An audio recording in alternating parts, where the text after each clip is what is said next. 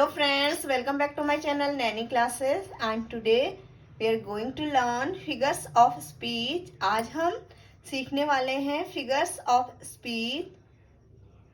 आज की वीडियो में हम जानेंगे figures of speech क्या होते हैं। हिंदी में हम इनको बोलते हैं अलंकार। इनका यूज हम कब करते हैं? पोएटिक डिवाइस में, लिटरेचर में इनका यूज करते हैं लैंग्वेज को और ज़्यादा अट्रैक्टिव बनाने के लिए और इंटरेस्टिंग बनाने के लिए। So let's start our video. There are many writing techniques to express our views and to improve our written work. बहुत सारी राइटिंग टेक्निक्स होती हैं जिससे कि हम अपने व्यूज एक्सप्रेस करते हैं और अपने रिटर्न वर्क को इम्प्रूव करते हैं, उनमें सुधार करते हैं। It is okay but okay if we write for ourself, अगर हम अपने आप के लिए कुछ लिखते हैं इट इज ओके, ये ओके है, ठीक है। But if it is for others, लेकिन जब ये दूसरों के लिए है, रीडर्स के लिए है, पढ़ने वालों के लिए है या लिसनर्स के लिए है, सुनने वालों के लिए है, we should take it seriously, तो हमें इसे सीरियसली लेना चाहिए। Figures of speech enable us to add colour and variety in the language so that we can keep our readers engrossed। तो जो फिगर्स ऑफ स्पीच हैं वो लैंग्वेज में कलर लाते हैं, वैरायटी लाते हैं, लैंग्वेज को कलरफुल बनाते हैं जिससे कि जो इसे पढ़ने वाले हैं उनका इंटरेस्ट उसमें बना रहे, उनको उसमें इंटरेस्ट आए, उनको अट्रैक्टिव लगे। ओके, तो फिगर्स ऑफ स्पीच का यूज हम करते हैं लैंग्वेज को इंटरेस्टिंग बनाने के लिए, अट्रैक्टिव बनाने के लिए। Figures of speech are used in figurative language.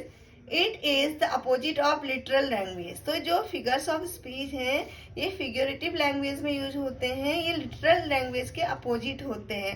Means हम चीज़ों को हम अपने बात करने के तरीके को क्या करते हैं, थोड़ा इंटरेस्टिंग बनाते हैं जिससे कि वो अट्रैक्टिव लगे। अपनी लैंग्वेज को सीधी सीधी बात में कहकर हम उसको कैसे कहते हैं, थोड़ा सा अट्रैक्टिव बना के। जैसे हम पोम्स पढ़ते हैं तो पोम्स में लिटरेचर की डिवाइस यूज होते हैं, लिटरेरी डिवाइस यूज होती हैं, बहुत सारे फिगर्स ऑफ स्पीच यूज होते हैं, पोएटिक डिवाइस हम इनको बोलते हैं।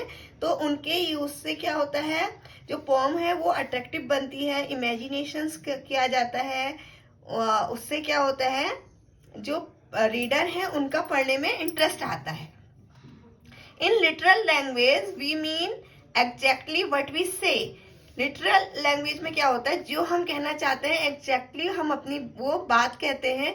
बट जो फिगरेटिव लैंग्वेज है उसमें क्या होता है, हम कुछ डिफरेंट तरीके से अपनी बात को कन्वे करते हैं। For example, mister Sharma walks well, mister Sharma अच्छा काम करते हैं, तो ये हमने एक एग्जैक्ट वर्ड बोले हैं कि हाँ वो अच्छा काम करते हैं, ये हमारे एग्जैक्ट वर्ड है। बट हम इसे थोड़ा सा और इंटरेस्टिंग बना के बोलेंगे तो कैसे बोलेंगे, mister Sharma walks like a well oiled machine. Mister Sharma एक वेल ऑयल्ड मशीन की तरह काम करते हैं। तो हम यहाँ पे थोड़ा सा उसको हमने क्या कर दिया, इम्प्रेसिव बना दिया कि वो कैसे काम कर रहे हैं, एक अच्छी जो ऑयल मशीन है उसकी तरह वो वर्क कर रहे हैं। हमारी बात तो एक है कि वो अच्छा काम करते हैं, लेकिन हमने उसको हमारा कहने का क्या जो तरीका है वो क्या है, डिफरेंट है। In the above sentence literal and figurative language have been used. तो यहाँ पर एक लिटरल लैंग्वेज यूज हुई है यहाँ पे जिसमें हमने एग्जैक्ट वर्ड बोले हैं, और ये जो सेकंड सेंटेंस है इसमें फिगरेटिव लैंग्वेज यूज हुई है। So it is very important to recognise the difference between literal and figurative language. तो ये बहुत इम्पॉर्टेंट है कि हम उसे पहचाने कि डिफरेंस क्या है लिटरल लैंग्वेज में और फिगरेटिव लैंग्वेज में। इसमें क्या होता है, लिटरल लैंग्वेज में एग्जैक्ट वर्ड्स बोले जाते हैं, सिंपल वे में अपनी बात कन्वे की जाती है। लेकिन जब हम फिगरेटिव लैंग्वेज यूज करते हैं, फिगर्स ऑफ स्पीच का यूज करते हैं, अलंकार का यूज करते हैं, तो हम उसको थोड़ा इंटरेस्टिंग बनाते हैं, अट्रैक्टिव बनाते हैं अपनी लैंग्वेज को। आपने देखा होगा जो पोएट्स होते हैं, पोम लिखते हैं, तो उसमें वो क्या करते हैं, बहुत सारे इमेजिनेशंस करते हैं और किसी चीज का कंपैरिजन करते हैं, और जो नॉन लिविंग थिंग्स हैं उनको लिविंग थिंग्स की तरह उनमें इमेजिनेशन करते हैं। तो ये सारी चीजें क्या होती हैं, फिगरेटिव लैंग्वेज होती है। A figure of speech is a word or phrase which is used to create an effect. एक figure of speech एक word है या एक phrase है जो कि एक effect create करने के लिए यूज होता है. It has a meaning something different than its literal meaning. इसकी जो meaning होती है इसकी literal meaning से कुछ क्या होती है, different होती है. There are many figure of speech which are commonly used, but we are going to discuss only some of them. अब जो figures of speech हैं, poetic device है, बहुत सारी होती हैं, लेकिन उनमें से जो कुछ इंपॉर्टेंट होती हैं वो हम डिस्कस करेंगे. एंड सबसे पहले हम डिस्कस करेंगे सिमली. तो सिमली क्या है, एक फिगर ऑफ स्पीच है. A simile is a figure of speech that compares something to something else. तो simile एक figure of speech है जो कि एक चीज को compare करता है किसी दूसरी चीज से. simile में क्या होता है, comparison होता है. एक दो जो different थिंग्स हैं उनका कंपैरिजन होता है और इसमें हमेशा लाइक और एज यूज होता है. लाइक और एज यूज करके हम कंपैरिजन करते हैं. Alexander fought like a lion. तो यहाँ पे अलेक्जेंडर को कंपेयर किया है लायन के साथ. वो अलेक्जेंडर लड़ा किसकी तरह, एक लायन की तरह. तो यहाँ पे लाइक यूज हुआ है. तो ये सिमली फिगर ऑफ स्पीच है. Okay. My hands are as cold as ice. मेरे हाथ हैं ठंडे किसकी तरह, बर्फ की तरह. यहाँ पे भी कंपैरिजन हुआ है, हाथों को कंपेयर किया है किसके साथ, आइस के साथ. तो कैसे ठंडे हैं वो, आइस की तरह ठंडे हैं. एज और लाइक का यूज होता है, हमेशा ध्यान में रखना है. जहाँ पे सिमली और फिगर ऑफ स्पीच है वहां पे एज और लाइक ये वर्ड यूज होते हैं. अगर आपने कोई सेंटेंस देखा उसमें कंपैरिजन किया गया है दो डिफरेंट चीजों का और लाइक और एज यूज हुआ है, तो इट मीन्स ये कौन सा फिगर ऑफ स्पीच है, सिमली.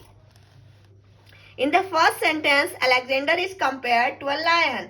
तो यहाँ पे आपने देखा जो अलेक्जेंडर है उसे कंपेयर किया गया लायन के साथ on the basis of strength. उनकी ताकत के लिए यहाँ पे बोला गया कि लायन जो है वो स्ट्रांग होता है, ताकतवर होता है. तो अलेक्जेंडर को कंपेयर किया है लायन के साथ. In the second sentence the coldness of hand is compare to ice. यहाँ पे हाथों की ठंड को कंपेयर किया गया है आइस के साथ, बर्फ के साथ. Which is a totally different thing, जो कि एक टोटली डिफरेंट थिंग है. तो यहाँ पे क्या होता है, कंपैरिजन होता है दो डिफरेंट आइडियाज के बीच में. आई होप आपको ये समझ आएगा सिमली क्या होता है. ओके. तो अब हम कुछ एग्जाम्पल देखेंगे सिमली के. See here we will see some example of simile. As like as two peas in a pot. तो इसका मीनिंग है totally alike. As alike as two pea मतलब टोटली डिफरेंट. इसका मीनिंग है टोटली एक दूसरे से different. As big as a bus. एक बस के बराबर बड़ा. वेरी बिग इट मीन्स है बहुत बड़ा.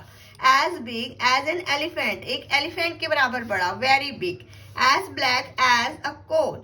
कोयले की तरह काला. तो यहाँ पे कंप्लीटली ब्लैक. हम किसी का कंपैरिजन करते हैं कि her eyes are as black as coal. उसकी आंखें हैं कोयले की तरह काली. तो यहाँ पे हम उसकी आईज को कंपेयर कर रहे हैं कोयले से. तो टोटली दोनों डिफरेंट थिंग है. तो उनका कंपैरिजन हुआ है. तो ये है सिमली फिगर ऑफ स्पीच. इसका मीन्स है कंप्लीटली ब्लैक, पूरी तरीके से black. As blind as a mole. तो इसका मीनिंग है कंप्लीटली ब्लाइंड, पूरी तरीके से blind. As bold as brass. Very bold बहुत ज्यादा साहसी. As brave as a lion. Very brave बहुत ज्यादा बहादुर. लायन की तरह बहादुर, बहुत ज्यादा बहादुर. As bright as the sun. Very bright and shiny. बहुत ज्यादा ब्राइट और शाइनी. यहाँ पे सन के साथ कंपेयर किया गया है तो बहुत ज्यादा shiny. As busy as bee. Very busy बहुत ज्यादा busy. She is as busy as a bee. वो ऐसे बिजी है एक बी, एक मधुमक्खी की तरह. तो उसको